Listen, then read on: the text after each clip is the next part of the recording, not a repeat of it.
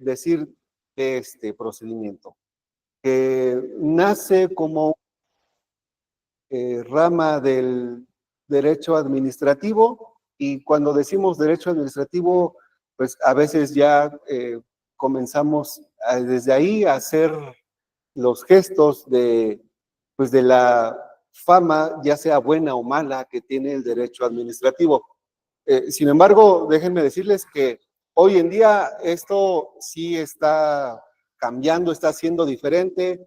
Hoy en día el derecho administrativo está innovando. Hoy en día el derecho administrativo también exige un lugar en el campo del derecho, en el campo de acción de los abogados y del público en general.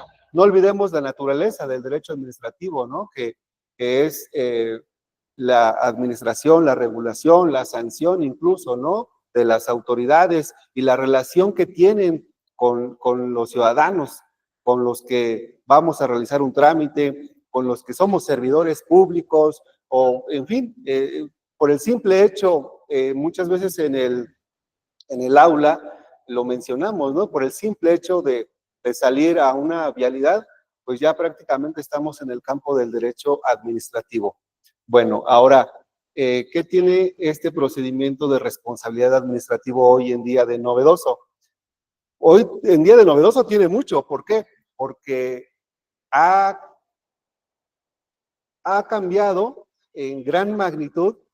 Tan es así que hoy en día, si antes sabíamos que el procedimiento de responsabilidad administrativa aplicaba para los servidores públicos, hoy en día pues también aplica para particulares, no solamente para servidores públicos, sino también para particulares.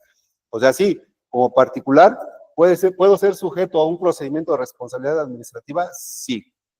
¿Puedo ser sancionado? Sí, también. Entonces, ese es uno de los grandes cambios. Otro de los cambios que tiene el procedimiento de responsabilidad administrativa es que ya la forma tradicional en que se llevaba, esta pues también quedó atrás. Ahora tenemos una especie de, déjenme hacer la comparación, una especie de proceso penal en materia administrativa, pero permítanme hacer esa comparación para explicar lo siguiente. Intervienen tres autoridades que se encargan de substanciar todo este procedimiento. Una que es una investigadora, como si fuera un ministerio público. No lo es, aclaro, no lo es, y solamente estoy haciendo una comparación. Una autoridad investigadora que es la que se encarga de llevar a cabo todas las diligencias necesarias para al final llevar el asunto. Ahorita vamos a definir bien cuáles son los nombres y las formas ante otra autoridad, una autoridad que se denomina por la ley como autoridad substanciadora, y esta autoridad substanciadora pues es algo así como una especie de un juez instructor que va a preparar el asunto con sus pruebas para llevarlo finalmente en el campo del procedimiento de responsabilidad administrativa, ante una autoridad resolutora que va a ser quien se encargará de resolver ese procedimiento de responsabilidad administrativa, quien se encargará de resolver si el servidor público es o no es responsable. Pues lo mismo, ¿no? Que en un proceso penal, cuando es un juez de juicio o el tribunal de enjuiciamiento quien resuelve el asunto en definitiva en la primera instancia, en el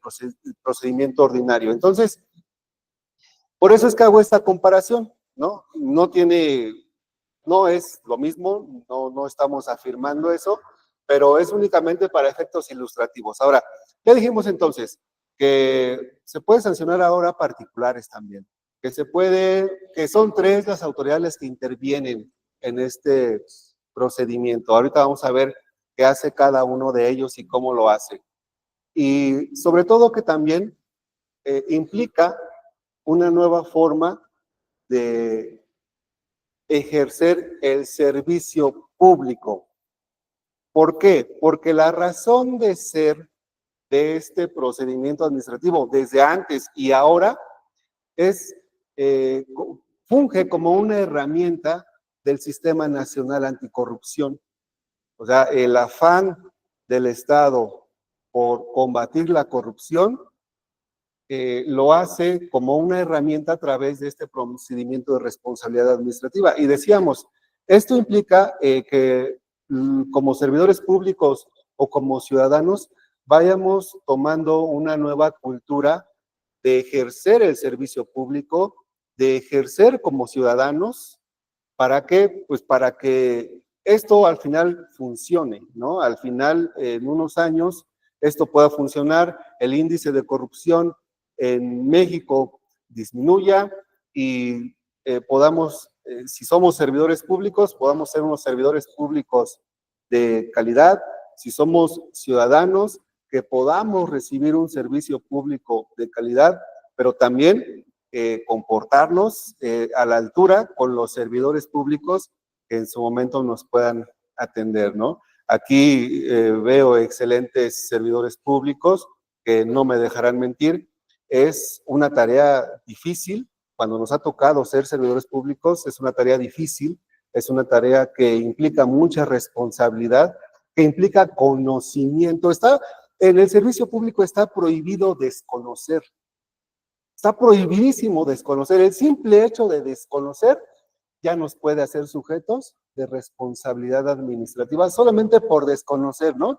¿Y qué decimos? Pues es que yo no sabía. Pues sí, eso que no sabías ya te hizo sujeto de responsabilidad administrativa y claro que puedes ser sancionado y claro que puedes ser, esa sanción se puede hacer ejecutable, incluso puede ser inhabilitado, ¿no? Por el simple hecho de desconocer funciones, desconocer lo que se tendría que hacer. No sé si alguien pudiese auxiliarme, por favor, para cambiarle a la presentación, para entrar de lleno a esto.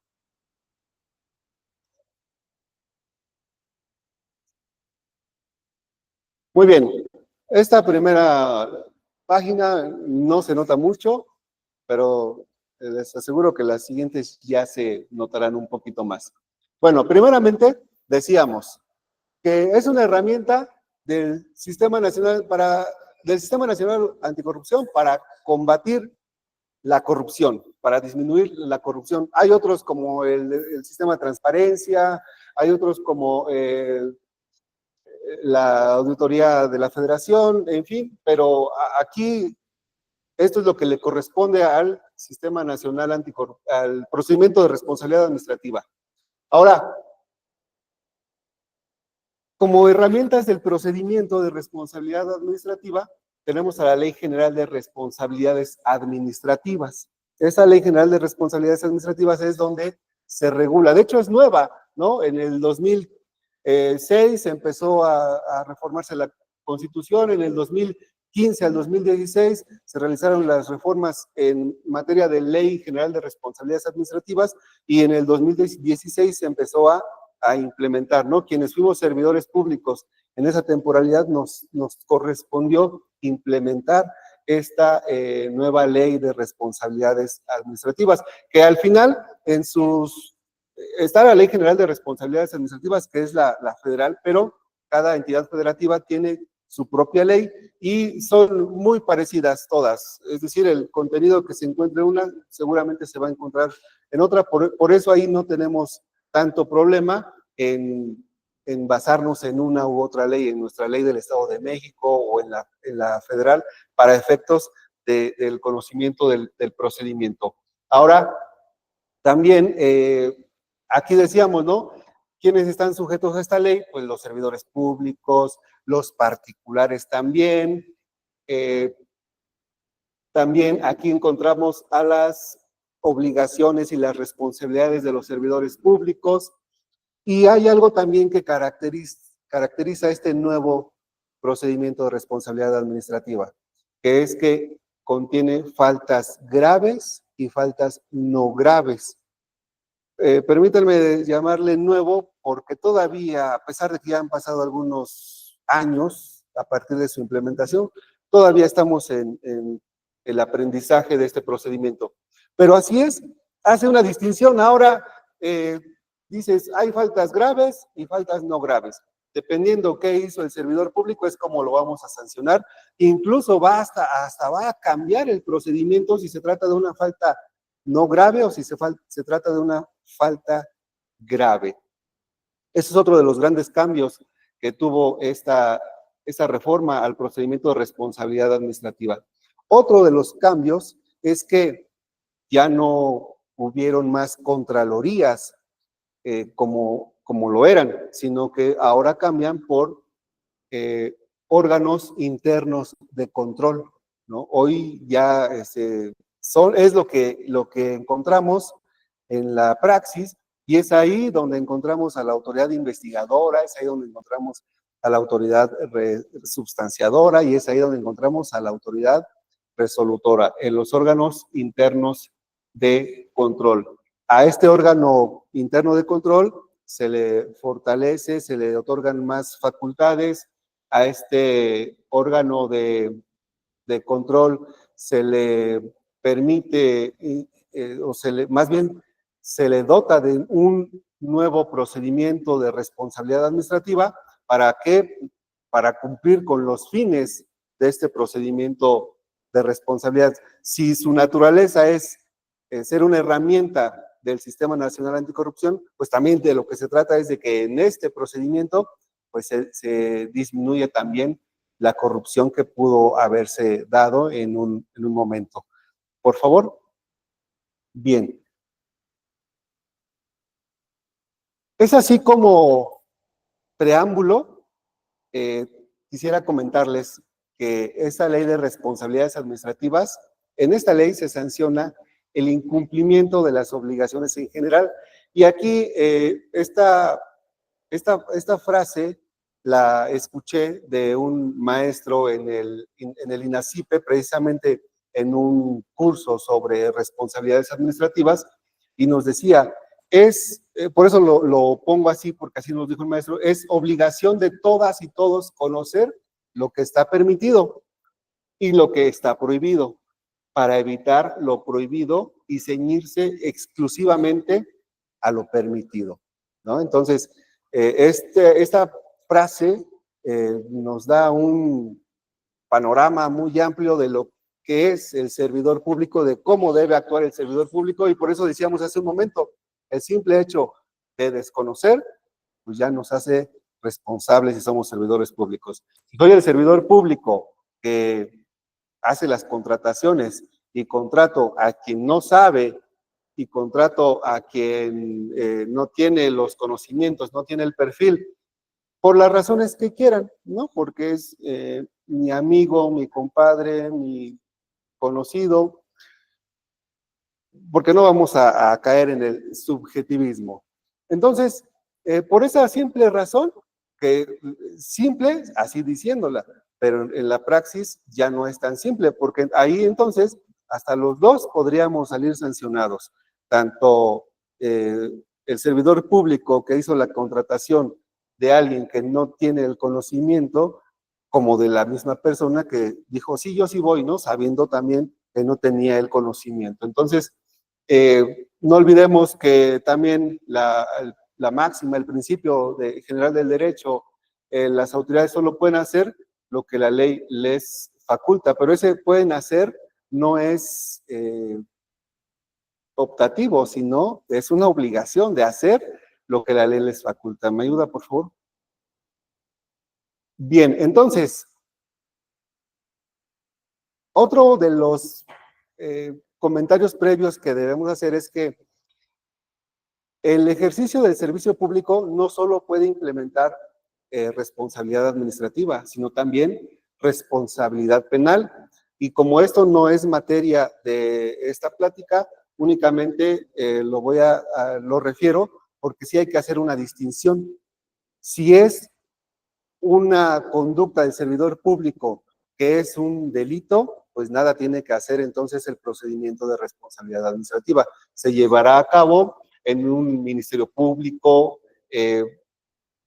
ahí tendría que decir Fiscalía Anticorrupción, en lugar de Fiscalía Investigación, tendría que decir, porque son las fiscalías que son creadas también, que nacen del Sistema Nacional Anticorrupción. Es todo un proceso judicial y pues, ahí todo está contemplado en el Código Penal, ¿no? Es importante hacer esta distinción porque pues, precisamente esto nos permite incluso como servidores públicos, si somos autoridad investigadora, si somos autoridad substanciadora o resolutora, o si somos el servidor público, si somos el abogado, porque pues, evidentemente también ahora el campo de ejercicio del abogado, pues con todo esto se amplía un poco más para poder ejercer también y litigar en esta materia. Lo menciono así porque es a lo que me dedico y entonces aquí es donde encontramos un nuevo campo de acción. Pero ¿cuál es la importancia de hacer esta distinción? Aquí me acompaña un gran amigo abogado que hace algún tiempo pues tuvimos esa disyuntiva en un asunto, ¿no? En donde finalmente se llevó por el lado penal, pero nosotros decíamos, es que esto no es penal, esto es administrativo, ¿no? Bueno, pues la autoridad investigadora, el Ministerio Público, se empeñó y se empeñó y se empeñó en que era penal y no era administrativo. Total, que llevó el asunto ante el juez de control. Al juez de control le hicimos ver que no era una cuestión penal, sino una administrativa, y pues el resultado evidentemente fue que se trataba de una cuestión administrativa y no penal, ¿no? Entonces, yo creo que es importante conocer esta línea, porque no me dejará mentir, aquí está mi amigo, el abogado Domingo, es una línea muy delgada entre si es falta administrativa o es delito, ¿no? No me dejará mentir, abogado. Muy bien, entonces, ¿me ayuda por favor a cambiar? Vamos a hablar de 3 etapas. Una es la etapa de investigación, otra es la etapa de substanciación y otra es la etapa de resolución. Ya hablando nada más del procedimiento de responsabilidad administrativa, ya aquí lo penal lo dejamos a un lado, porque eso nada más fue un paréntesis, por decirlo de una forma. ¿Me ayuda, por favor, a cambiarle? Vamos a hablar entonces de estas 3 etapas en el procedimiento de responsabilidad administrativa. Ahora bien, vamos a hablar de la investigación desde una opinión muy personal. Aquí en la investigación todavía no inicia el procedimiento de responsabilidad administrativa. Ahorita vamos a ver por qué. Forma parte de un todo, pero de manera formal, el procedimiento de responsabilidad administrativa, considero, está en otra siguiente etapa, que es la de substanciación. Bueno, la investigación, ¿cómo inicia? Pues puede iniciar por denuncia. Esa denuncia puede ser anónima. Esta denuncia puede ser, claro, sin el anonimato, pero si es anónima, se tiene que dar el tratamiento, la autoridad, se hace ante la autoridad investigadora, y esta autoridad investigadora tendrá que darle el tratamiento correspondiente para conservar ese anonimato. Por alguna razón, la persona o quien haya hecho la denuncia, pues prefirió el anonimato. Pues entonces la autoridad, en este caso la investigadora, y todas las que intervengan tendrán que encargarse de mantener ese anonimato. Puede ser también de oficio, como inicie la investigación, puede ser derivado de auditorías. En este caso, en la investigación, la autoridad investigadora, pues, puede hacer todas las diligencias. Pueden ser, en esas diligencias están los requerimientos, visitas de verificación y usuario simulado, entre otras técnicas y entre otras diligencias. ¿Qué es el usuario simulado? Lo resalté porque pues es también una de las figuras novedosas hoy en día en el ámbito legal. El usuario simulado, porque este usuario simulado viene yo lo conocí en el sector empresarial, en donde, en el sector comercial, en donde los corporativos mandan a consumidores misteriosos o secretos a cualquier negociación, pues porque a través de ellos están calificando el servicio, si les atienden bien, si se tardan, si es de calidad o no, también, ¿no? Entonces, pues ahora en el derecho administrativo, en el procedimiento de responsabilidad administrativa, también se puede hacer ese usuario simulado, ¿no? No he conocido hasta este momento de algún usuario simulado, pero pues al final ahí está ya esta nueva forma de poder investigar faltas administrativas, porque no olvidemos que ahorita estamos en investigación, ahorita solamente se trata de una investigación y por eso es que digo que aún aquí considero todavía no inicia el procedimiento de responsabilidad administrativa. Una vez que la autoridad investigadora terminó todas sus diligencias de investigación, una vez que todo lo que tuviera que hacer, tiene que hacer una determinación y en esta determinación hacer un análisis de las diligencias y dentro de esto poder verificar primero la existencia o inexistencia incluso, inexistencia de actos u omisiones que la ley señala como falta administrativa. Aquí vemos que también, ¿no? Usa una frase también del derecho penal, ¿no? Que la ley señala como delito y aquí que la ley señala como falta administrativa. Entonces, hace un análisis la autoridad investigadora y dice, ¿existen o no existen elementos para considerar que se cometió un hecho que la ley señala como falta administrativa?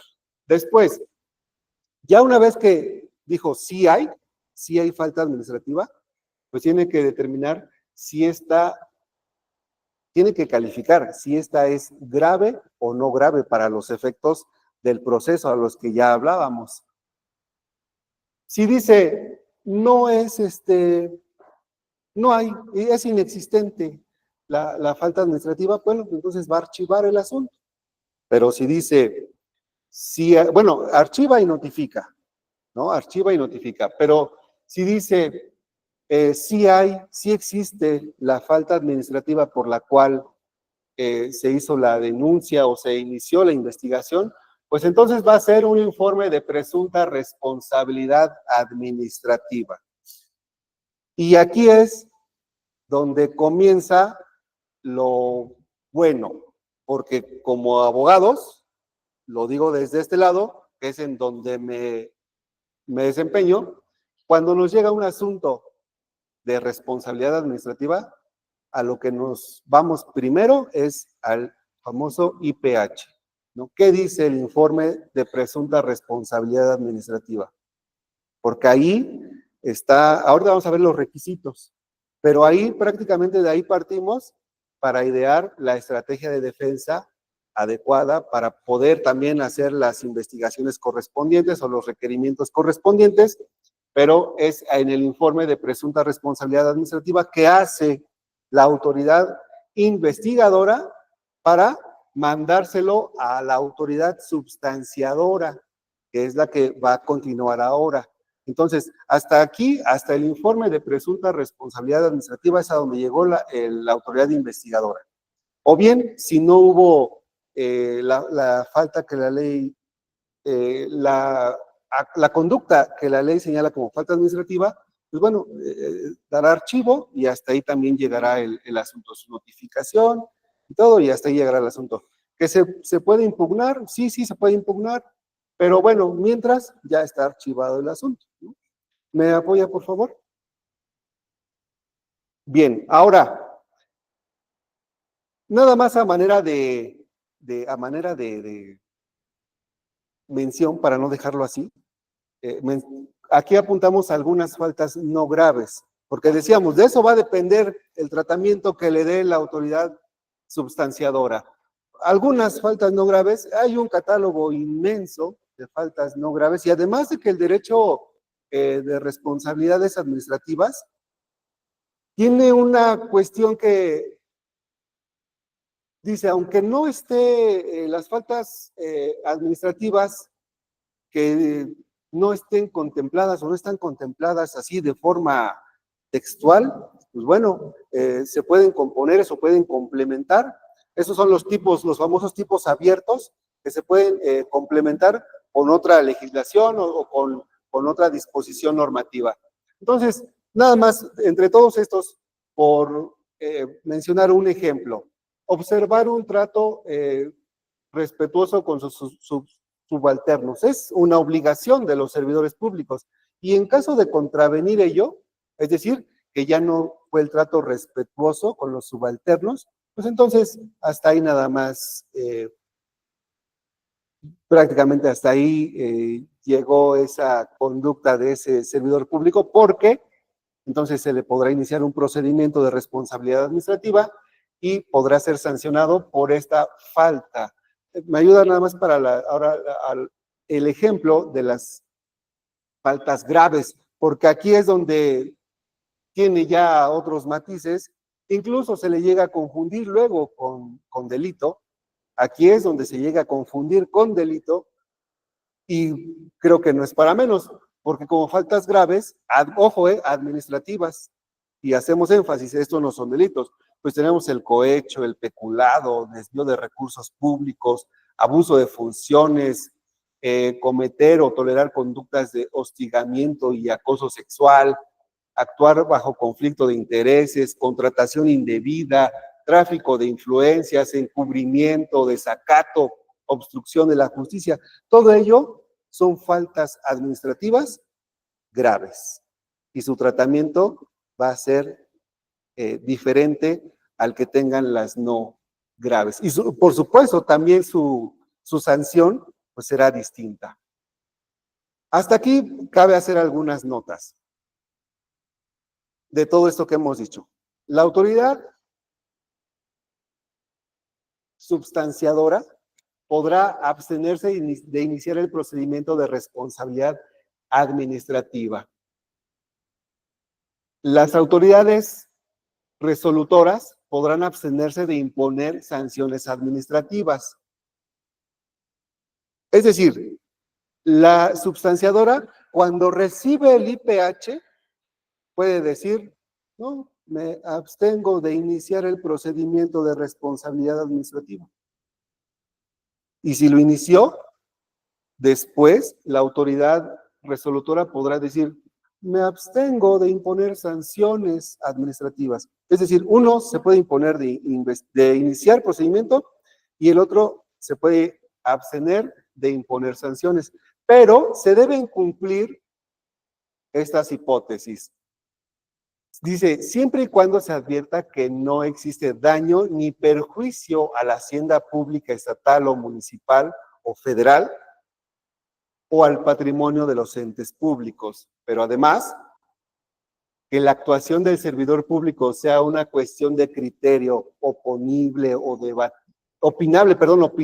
debatible, en la que válidamente puedan sustentarse diversas soluciones. Que el acto u omisión fue corregido o subsanado de manera espontánea por el servidor público o que implique error manifiesto y que los efectos desaparecieron. Aquí tenemos una O, ¿no? Es alguna de estas dos, pero también a manera de comentario, igual, de la misma forma. También aquí está un gran amigo abogado que no me dejará mentir. También hace algún tiempo tuvimos un debate que lo seguimos teniendo por si el motivo del inicio de un procedimiento administrativo obedece a un criterio que es opinable, que es debatible, y sobre todo que este criterio, pues sí tiene un sustento. O sea, como autoridad, la autoridad cumplió con su función, fundamentó, motivó, y por esa razón es que decimos, creo que ahí es una cuestión de criterio, y por lo tanto, en ese momento estamos en etapa de substanciación La autoridad substanciadora no se abstuvo de iniciar procedimiento administrativo, pero ahora la autoridad resolutora puede abstenerse de imponer sanción si es que considera que ese acto de la autoridad está sujeto a opiniones o es debatible el criterio que tomó este servidor público. Y abro el paréntesis también aquí porque, pues bueno, servidor público, pues al final de cuentas es todo aquel que trabaja para el Estado. Específicamente hablo de una autoridad jurisdiccional. Estamos hablando de, pues, de un juicio familiar, en donde, pues, imagínense, un juicio familiar concluido totalmente y con sentencia, y ahí es donde está emitido este criterio, y que ese criterio es el que pues, se tomó a mal por la autoridad, porque aparte fue por la autoridad investigadora, porque aparte fue un procedimiento que inició de oficio y que entonces estamos, decidió iniciar el procedimiento, la substanciadora sí inició el procedimiento de responsabilidad administrativa y estamos en esa substanciación, estamos litigando en la defensa de ese asunto y pues bueno, defendiendo esa postura y entre otras más estrategias de defensa. Pero bueno, son estos dos supuestos, uno de estos dos los que se puede actualizar para que suceda la abstención, ya sea de iniciar el procedimiento, ya sea de sancionar. Otra nota hasta este momento es que la autoridad investigadora o el denunciante pueden impugnar la abstención. También la calificación de no grave y la abstención de iniciar el procedimiento de responsabilidad administrativa se pueden impugnar por el denunciante y a través del recurso de inconformidad. Ojo, solamente estamos hablando de las faltas que se califiquen como no graves. Solamente son esas las que se van a poder impugnar a través del recurso de inconformidad. Y también este recurso suspende, ¿no? Suspende el procedimiento de responsabilidad administrativa. Muy bien. Ahora sí, entonces, les decía yo que una opinión muy personal, para mí el procedimiento inicia hasta que la autoridad substanciadora admitió el informe de presunta responsabilidad administrativa. Solamente es aquí, cuando admite este IPRA, el famoso IPRA. ¿Por qué? Porque tiene la oportunidad de no admitirlo, claro que sí, tiene esa posibilidad de regresarlo. Y si lo regresa, pues entonces pues ya no inició nada, se quedó ahí nada más con la investigadora, ¿no? Por eso es que una vez que ya pasamos todos los filtros de la investigación y que sí se admitió el informe de presunta responsabilidad administrativa, vamos a ver que este procedimiento tiene principios como todo procedimiento, algunos comparten, y estamos hablando del principio de legalidad, principio de presunción de inocencia, principio de imparcialidad, de objetividad, congruencia, exhaustividad, verdad material y respeto a los derechos humanos. ¿Me apoya, por favor? Voy a enfocarme, muchos de estos principios pues, son conocidos de todos ustedes, pero voy a enfocarme al principio de legalidad, porque entonces aquí el derecho de responsabilidad administrativa pues toma algunos principios que maneja el derecho penal y entonces entra el principio de tipicidad de la conducta, ¿no? En la conducta en donde todavía es debatible hasta qué tanto puede llegar la tipicidad en el procedimiento de responsabilidad administrativa, porque como por mandato del artículo 14 constitucional, pues bueno, tenemos que no pueden utilizarse leyes o aplicarse leyes que no existían, faltas que no existían en perjuicio, y que aparte debe obedecer a lo que señalan las leyes. Por eso hablamos de principio de legalidad. Y que la tipicidad establece que pues esa conducta realizada por el servidor público se debe ajustar a lo que dice la norma legal. Y les decía yo, el debate que todavía existe es hasta dónde llega el principio de tipicidad, porque hablar de principio de tipicidad es hablar pues, prácticamente de teoría del delito. Y hablar de teoría del delito, pues también todavía nuestra legislación administrativa todavía no se pone de acuerdo, es hasta dónde llega. Incluso tenemos una omisión por parte de los legisladores, de los tribunales, incluso de abogados, de complementar este vacío de la ley de responsabilidades administrativas. ¿Qué es lo que autoriza a que el procedimiento de responsabilidad administrativa se auxilie de los principios del derecho penal, como lo es el de tipicidad y la teoría del delito? ¿Qué es lo que lo permite? La jurisprudencia. Es lo que permite que se auxilie de esos principios. Tenemos entonces que debe ser una conducta típica. Y entonces tendríamos que entrar a los elementos objetivos, subjetivos y normativos. Sin embargo, hasta el día de hoy, la ley de responsabilidades administrativas únicamente se queda con los elementos objetivos. Es decir, no le interesan los elementos subjetivos. Y no es que no le interesen, sino es que no está regulado. Elementos subjetivos. Es decir,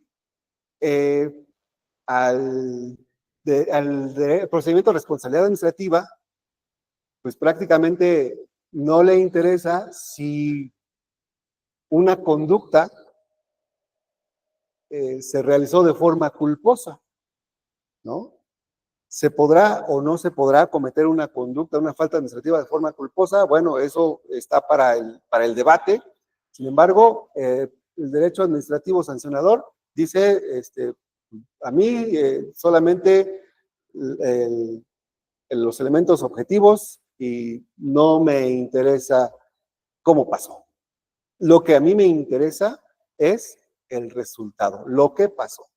No me interesa cómo pasó, sino lo que pasó, lo que se hizo, el resultado.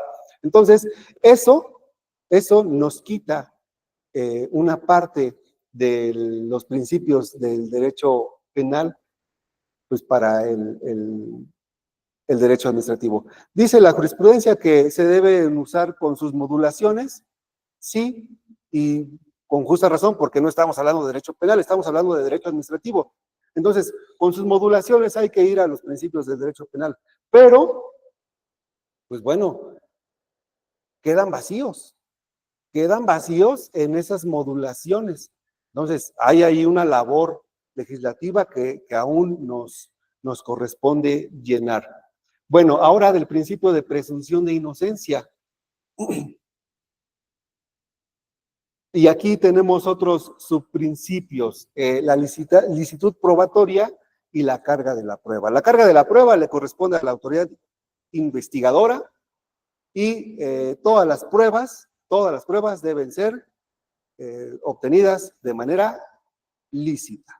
Si no son obtenidas de forma lícita, eso quiere decir que conforme a la ley, entonces estamos hablando de prueba ilícita o prueba ilegal. Ahí tendríamos que hacer la distinción si se vulneraron derechos humanos, derechos fundamentales o solo se contravino una ley.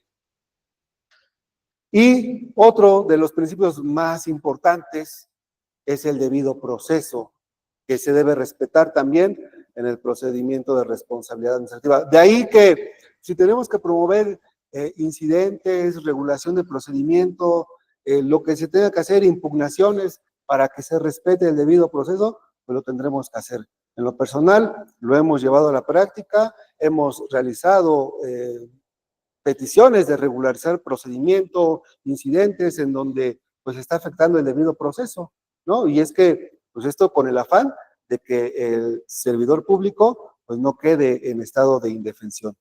¿Me ayudas, por favor?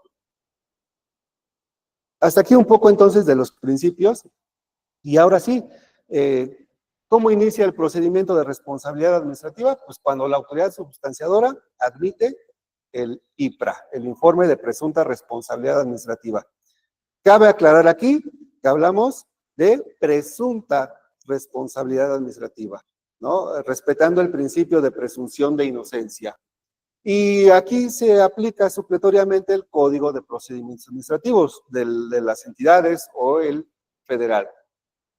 ¿Quiénes son partes en este procedimiento de responsabilidad administrativa? Tenemos a la autoridad investigadora, al servidor público, al particular y a terceros que puedan tener un interés o que les pueda afectar. Interés, cuando hablamos de intereses, interés jurídico, digo que les pueda afectar la resolución que se llegue a tomar en el procedimiento.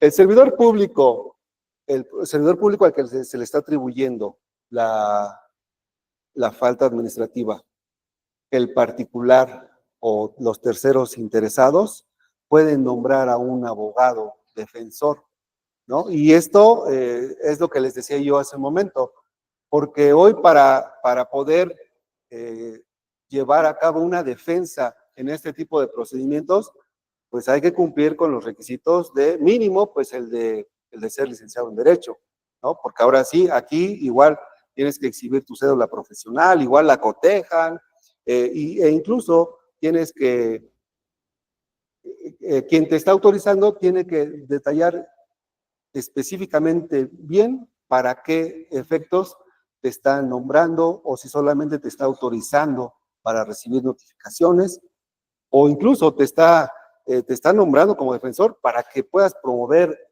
recursos, incidentes, realizar alegaciones y representarlo algo más o menos como si fuera un mandato, ¿no? Entonces, aquí es donde les decía yo que también hoy creo que ahí hay otra oportunidad también para ejercer en el campo laboral como abogados. En este procedimiento de responsabilidad administrativa, cuando inicia, desde el inicio, se pueden imponer medidas cautelares. Entre estas medidas cautelares, pues tenemos la suspensión temporal del cargo del servidor público, puede haber un embargo precautorio, dicen las leyes, las que sean necesarias, ¿no? No solamente estas, ¿no? Las que sean necesarias, o no solo las que mencionan incluso las leyes, sino las que sean necesarias. Y su trámite es incidental, ¿no? Se lleva a cabo en un incidente, se lleva a cabo con su propia substanciación estas medidas cautelares. ¿Qué tiene este IPH? ¿Por qué la importancia del IPH, como les decía yo? Bueno, el IPH lleva, estos son los requisitos que debe llevar, son requisitos sine qua non, o sea, sin los cuales no le van a recibir a la autoridad investigadora su IPH. El nombre de la autoridad investigadora, el domicilio de la autoridad investigadora para oír y recibir notificaciones, el nombre o nombres de los servidores públicos que podrán imponerse de los autos que se dicten en el expediente de responsabilidad administrativa por parte de la autoridad investigadora, el nombre y domicilio del servidor público a quien se señale como presunto responsable. En caso de que los presuntos responsables sean particulares, se deberá señalar su nombre o razón social, así como el domicilio donde pueden ser emplazados. Siguiente, por favor, porque todavía falta lo más importante. La narración lógica y cronológica de los hechos que dieron lugar a la comisión de la presunta falta administrativa. Y ahí es donde empezamos nosotros a poner atención, ¿no? ¿Cuáles son los hechos? Ahora, la infracción que se le imputa al señalado como presunto responsable, precisando las razones por las que se considera que ha cometido la falta, ¿no? Ahora vamos a la clasificación jurídica. ¿Cuál es la clasificación que se le está atribuyendo? Y si esta clasificación corresponde a los hechos. Y esto, evidentemente, lo tengo que decir de los dos lados. ¿Por qué? Porque, por un lado, si somos nosotros la autoridad investigadora, pues tenemos que cerciorarnos que el hecho realmente tenga una correspondencia con la clasificación jurídica que le estamos señalando a la autoridad substanciadora en el IPRA, ¿no? Que aparte, eso es de donde el servidor público a quien se le está iniciando el procedimiento va a tomar para llevar a cabo su defensa. Y entonces desde aquí podría advertir una causa de atipicidad, porque va a decir, híjoles, pues los hechos que están mencionando pues no corresponden a la clasificación jurídica que está estableciendo en el IPRA. Entonces, aquí es donde empezamos nosotros a analizar, a hacer ese estudio, incluso dogmático, de los hechos y la clasificación jurídica. Y posterior a ello, pues nos abocamos a ver, sí hay hechos y sí concuerda con su clasificación jurídica, pero a ver, pruebas. ¿Cuáles son las pruebas que están acreditando este hecho? ¿No? Y entonces es como empezamos con estos 3 puntos, empezamos a trabajar para idear una estrategia de defensa. Pero de la misma forma, la autoridad investigadora trabaja en estos mismos 3 puntos para asegurar que sí le admitan su IPH y que sí trascienda, tenga trascendencia, como decíamos, pues para evitar corrupción, para sancionar la corrupción. Bien, también este IPH lleva solicitud de medidas cautelares y solamente si lo requieren las autoridades investigadoras, si no lo requieren, no las piden, y finalmente su firma. Y ese es el IPH, ese es el documento en el cual gira a todo a su alrededor el procedimiento de responsabilidad administrativa. La autoridad substanciadora, cuando recibe el IPRA, puede prevenir a la autoridad investigadora, sí, le puede hacer una prevención.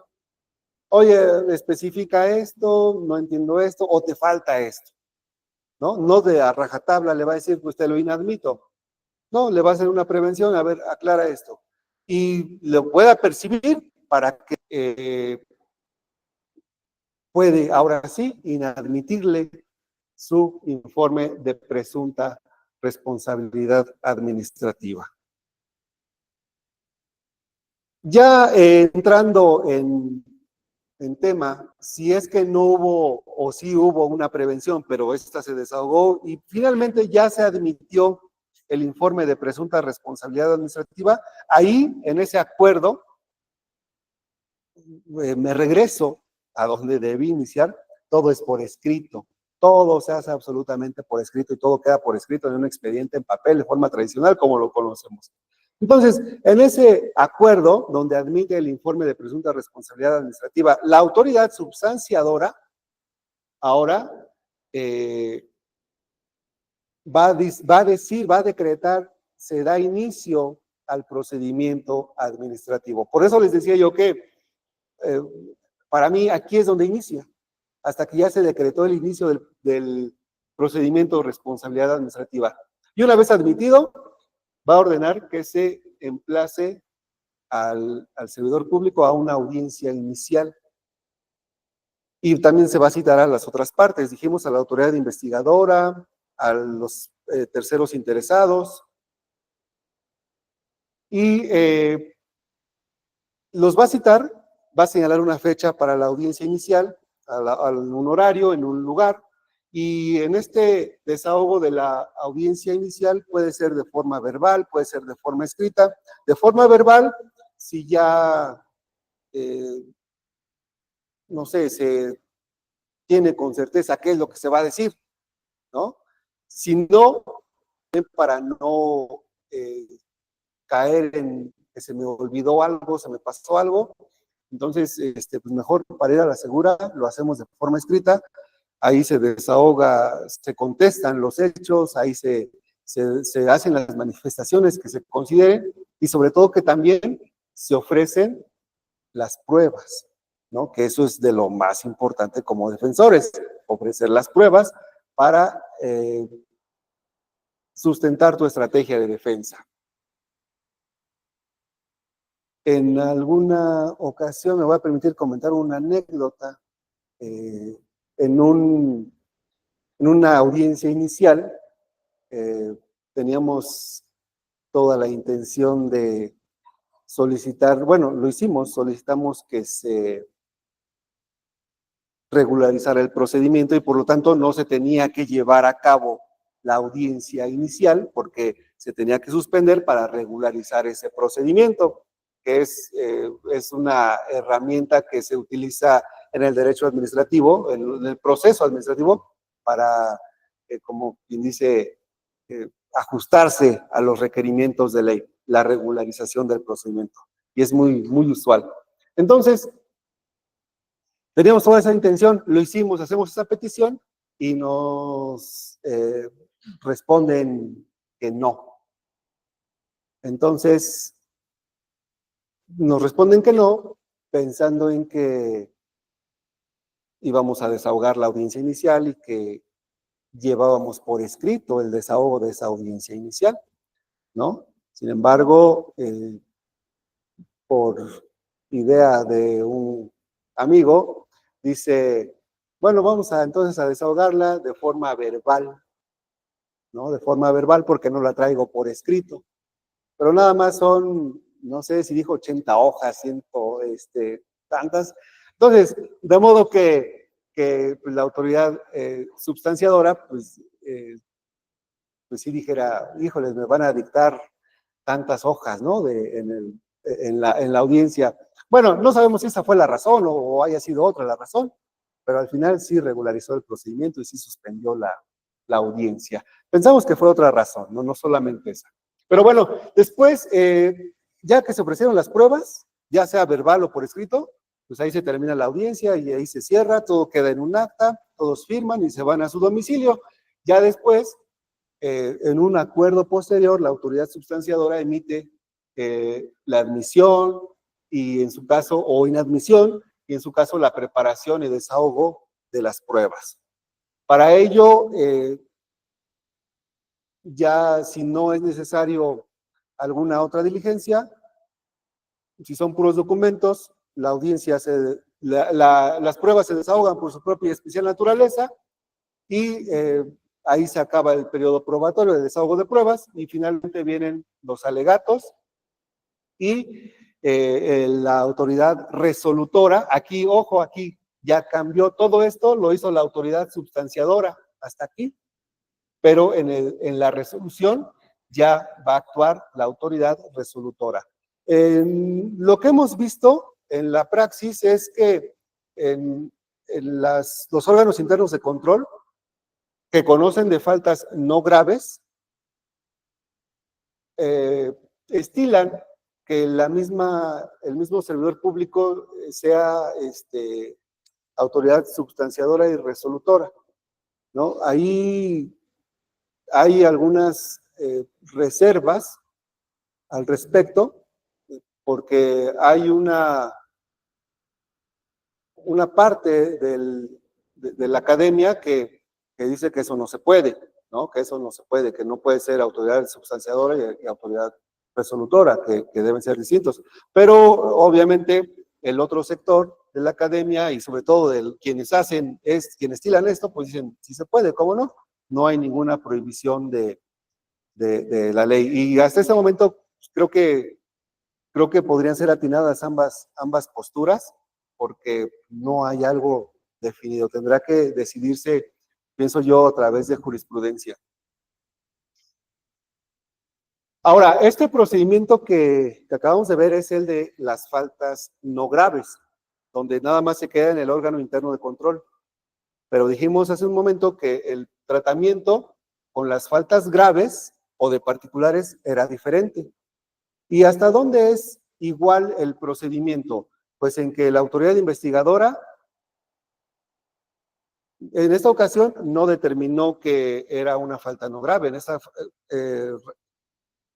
En esta parte determinó calificó que era una falta grave. Entonces, aún así, lo mandó con la autoridad substanciadora del órgano interno de control. Lo mandó con esta autoridad y la autoridad substanciadora recibió un informe de presunta responsabilidad administrativa calificado con falta grave o de particular en su caso, ¿no? Pero ¿en dónde va a estar entonces la diferencia? Hasta este momento todavía no, porque la autoridad substanciadora va a citar nuevamente audiencia inicial al servidor público a quien se le está iniciando el procedimiento. Lo va a citar y le va a decir que ofrezca sus pruebas. Y hasta ahí todo sigue igual. Pero justo cuando termina la audiencia inicial y emite su acta y todos firman y se van a sus domicilios o a donde se vayan, justo en ese momento, en el procedimiento de faltas no graves, la misma autoridad substanciadora admitió o inadmitió y preparó el desahogo de las pruebas. Aquí ya no, aquí nada más hasta ahí llegó la autoridad substanciadora, hasta la audiencia inicial. Una vez que terminó, va a hacer, va a armar su expediente, todo lo que tenga, las constancias que tenga que juntar y mandarlas al Tribunal de Justicia Administrativa, que dicho sea de paso, este tribunal también tuvo muchas modificaciones a razón del Sistema Nacional Anticorrupción. Entonces, como es una falta grave o de un particular, aquí no hay más que hacer por parte de la autoridad substanciadora, menos de la resolutora, ¿no? Ya aquí ya no va a hacer nada la resolutora. Aquí, quien va a fungir como resolutora en las faltas graves o de particulares es el Tribunal de Justicia Administrativa. Entonces, lo manda al Tribunal de Justicia Administrativa y ya que lo mandó al Tribunal de Justicia Administrativa, este tribunal dice, a ver, voy a verificar que realmente es una falta grave, ¿no? Si en esa verificación dice, oye, no, aquí no es una falta grave, lo va a devolver. ¿A quién se lo va a devolver? Pues a la autoridad substanciadora. Oye, no solo por esa razón, se lo puede devolver también porque no es la autoridad competente. Entonces, puede incluso hacer una reclasificación y ese acuerdo tiene alcances de ir hasta la autoridad investigadora y decirle, oye, este no es una falta grave, o sí lo es, pero no es la que tú dices, no es un abuso de funciones, es un desvío de recursos, por ejemplo, ¿no? Es decir, una especie de composición de la plana para la autoridad investigadora para efectos de instrumentar adecuadamente el procedimiento. ¿Qué pasa si no le hace ninguna prevención? ¿Qué pasa si no hace ninguna prevención? Oye, ya se dio cuenta que, o es más, no se dio cuenta, pero no es una falta grave, o la clasificación jurídica no es la correcta. ¿Qué pasa? Y se admite, pues va a haber impunidad. Es decir, al final, cuando sí estudien el asunto, va a decir, hijos, esto no era, esta no es la falta. Entonces, pues va a haber atipicidad, va a haber impunidad, ¿no? De ahí que la importancia de regresarlo no es para nada dejar en estado de indefensión al servidor público. ¿Por qué? Porque va a tener conocimiento de ello. Prácticamente todo se va a reponer.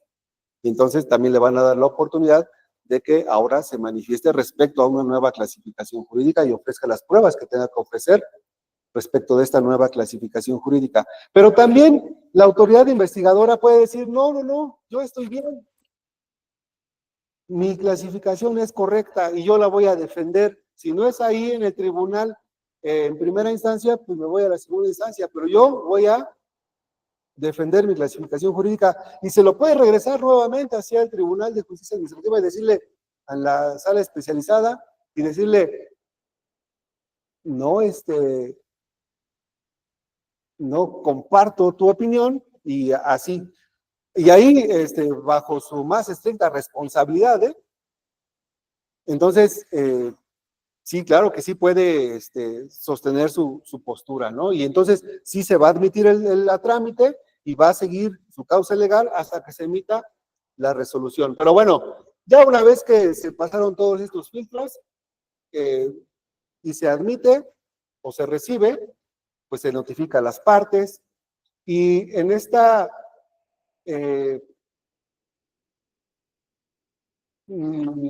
posterior a la notificación de recepción,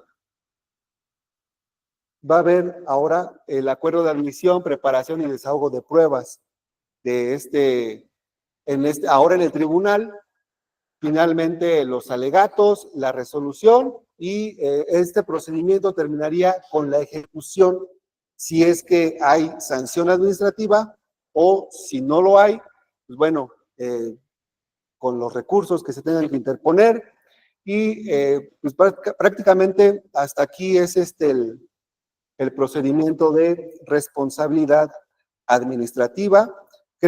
Considero como mensaje final que como servidores públicos, ya sea del Poder Judicial, ya sea del Poder Ejecutivo, ya sea que somos particulares que realizan funciones de autoridad o que manejan recursos públicos, como lo son las constructoras, como son todos aquellos particulares que tienen una injerencia en el servicio público, pues bueno, tenemos ahora la oportunidad de hacernos de una nueva cultura de ejercer el servicio público, y que este procedimiento administrativo pues únicamente sea una herramienta que veamos de lejos para, pues, de alguna forma llevar a cabo bien el desempeño de nuestras funciones. No sé si haya algún comentario al respecto, algo que se me esté pasando, algo que sea de su interés mencionar o comentar. Estamos a la orden. No sé qué indiquen los directivos al respecto sobre esta plática. Por mi parte, sería todo, pero maestro, le escuchamos. Una pregunta, el recurso que hablan de reconciliación y lo tramitan ante la administración, ¿puede ser de la misma autoridad? Sí, así es. Hablando de recursos, también aquí hay una cuestión un poco, creo yo que también todavía está en camino hacia consolidarse de manera adecuada, puesto que en muchas ocasiones las mismas autoridades, y esto lo digo desde la experiencia propia, porque en muchas ocasiones, hablando de recursos, pues luego están con que no corresponde este recurso, no es aquí, no. Lo que hemos optado es mejor romper la barrera de los recursos y tramitar juicios de amparo. Cuando hablo de romper la barrera de los recursos, pues tratamos de adecuar el escrito de demanda de amparo para que no nos vayan a rebotar por no agotar el principio de definitividad, ¿no? Entonces, a eso me refiero, ¿no? Cuando rompemos esa barrera, y mejor acudimos al juicio de amparo para que no arriesgar, ¿no? Ahí los medios de impugnación. Entonces, sí, pues, ahí todavía queda un poquito en consolidación el tema de los recursos. Sí, maestro.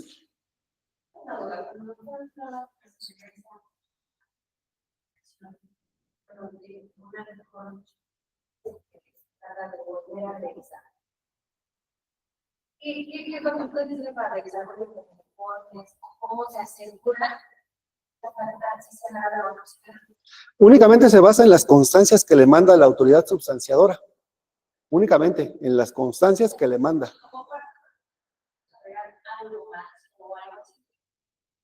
Voy a eso, porque cuando el Tribunal de Justicia Administrativa recibe el expediente, o sea, ahí ya va el IPRA, y en el IPRA, pues todas sus pruebas, todas las diligencias que haya considerado la autoridad investigadora, y también el desahogo de audiencia del servidor público al que se le inició el procedimiento. Ahí ya va su sus manifestaciones, ya sea que lo hizo por escrito o quedó en el acta porque lo hizo de forma verbal, pero también están ya todas sus pruebas, ¿no?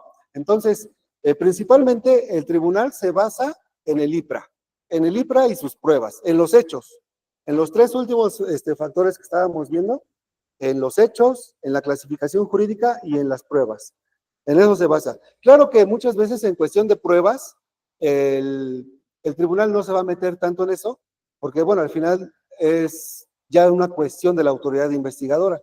Entonces, el tribunal no se va a meter tanto en ello, más que en su mayoría en el hecho y en la clasificación jurídica. Nada más en eso. Ya si lo acreditó o no lo acreditó la autoridad investigadora, pues bueno, ya será otra cuestión, ¿no? Porque si no, de alguna forma sí sería, que no estaría tan mal tampoco, porque le estaría diciendo, oye, pues no tienes estas pruebas, pero hasta que no tengas estas pruebas, pues no me lo regresas, ¿no?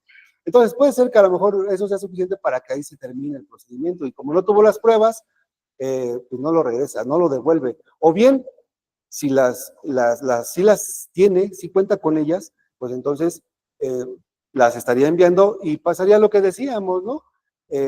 No sería una conducta que quedara impune, ¿no? Al final se tendría que resolver de la forma que sea, pero sí se estarían tomando pruebas que no darían margen de error o disminuye el margen de error para incurrir o caer en la impunidad, ¿no? Entonces, es de ahí de donde se agarra el Tribunal de Justicia Administrativa para decir si es o no la clasificación jurídica, si es o no falta grave.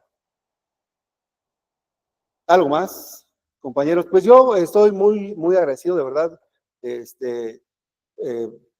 Creo que a todos, o a la mayoría de los presentes los conozco, tengo el gusto, el honor de ser colegas, de saludarles en los juzgados, en la calle donde nos encontremos, y no me resta más que darles un fraternal agradecimiento por el tiempo que se toman, que se tomaron para estar aquí acompañándome en esta plática, y pues agradecer también al instituto, maestro Hernando, maestra Mariana, y a todo el equipo de colaboradores que pues abren este espacio, lo abren para poder platicar.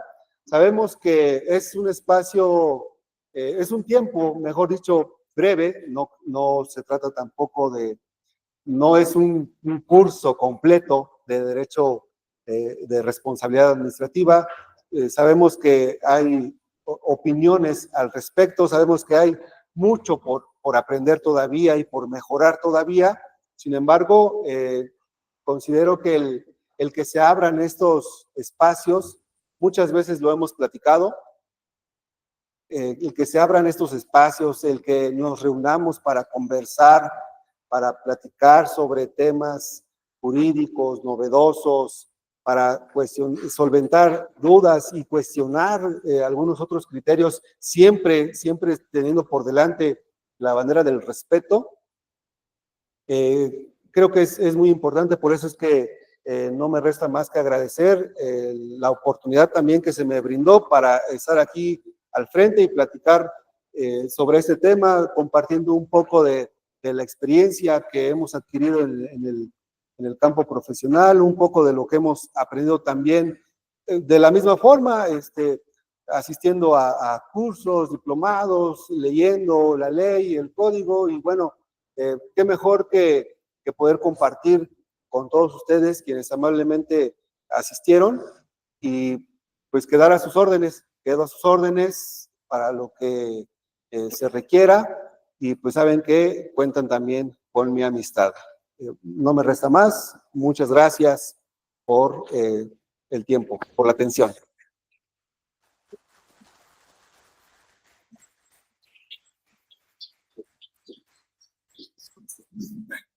Pues buenas tardes, le agradecemos mucho la presencia y la participación, y a nombre del instituto le queremos hacer entrega de la constancia de la ponencia por Muchas participar gracias. con nosotros y seguir compartiendo el conocimiento con nuestro alumnado, y pues que no sea la primera ni la última vez, sino que se siga repitiendo otra conferencia de algún otro tema que tenga en particular.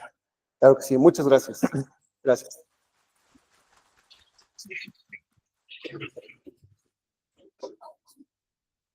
Podéis ir en paz. Les agradecemos mucho la visita, la presencia, y les recordamos, estamos nuevamente, es Instituto IJUPEP Jurídico y Pericial Forense. Tenemos próximos cursos para impartir. Estamos en un próximo curso que está por iniciar, que es el de Código Nacional, que inicia el 17 de octubre. Va a ser los días jueves de 5 a 8 de la noche. Entonces, ese curso es en línea. Igual los invitamos a que nos sigan en nuestras redes sociales, tanto Facebook, Instagram, TikTok, y en nuestro canal de YouTube como IJUPEP Amecameca. Les agradecemos, y en un momento los que solicitaron constancia les hacemos entrega de su constancia.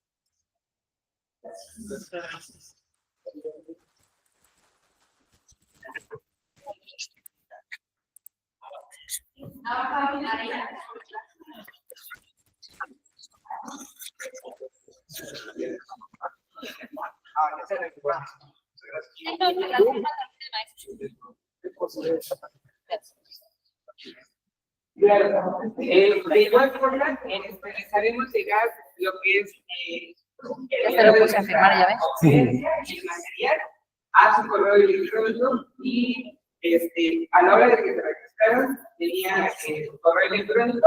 Les haremos llegar la presentación y el material para que lo tengan disponible.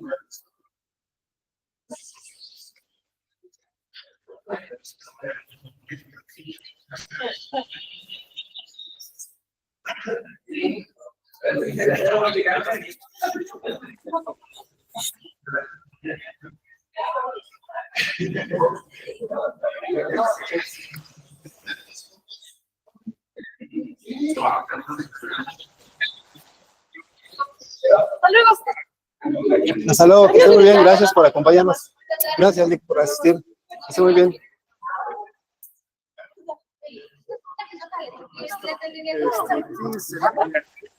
El informe de presunta responsabilidad administrativa. Sí, es el documento que envía la autoridad substanciadora a la, no, investigadora a la resolutora. Muchas gracias. Si no nos actualizamos, seguimos. Sí, gracias. Muchas gracias. Gracias. Ah, sí, claro, sí, sí, relacionamos, claro. ¿Ya estuvo? No, no, gracias a ti. Gracias, igualmente. Gracias. Gracias. Claro que sí. Hasta luego. Gracias.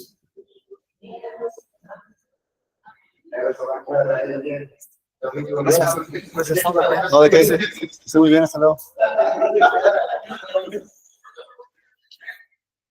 Yo sí te iba a preguntar, ya no manejaste. No, pero por eso dije, ay, nos vemos. Si ahorita la Adrián van a preguntar. No. No, ¿sabes qué te iba a preguntar para que puntualizar? Lo de las fotos, ¿te acuerdas que habíamos visto de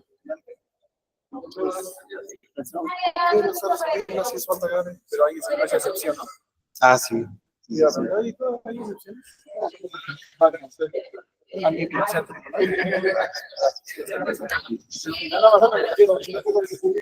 No, es que crees que sí es algo de pasó. Pero sí lo traía yo también. Ah, bueno, pero es que crees que en la posición del Estado, ¿no? Sí. Enlace para que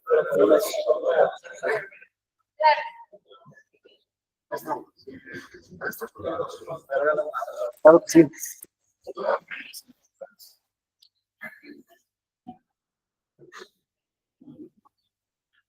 Gracias.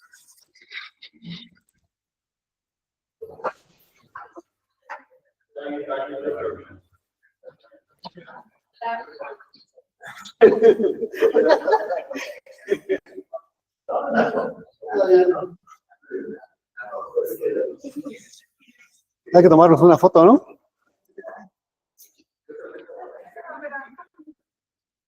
¿O estás ahí? Nos va a tomar la foto.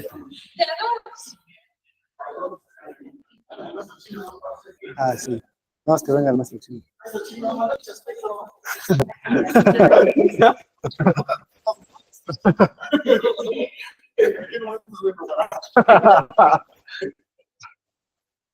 Mientras así.